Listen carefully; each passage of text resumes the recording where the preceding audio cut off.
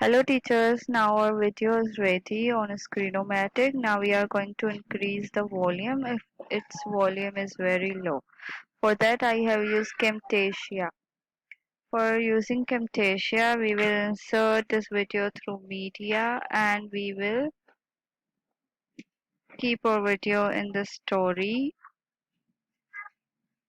Here I will right click on the video and I will separate video volume and video audio and as you can see that I have separated both video and audio. Now here when I will click on the green, audio option, here green line will be coming. You have to just drag it upside.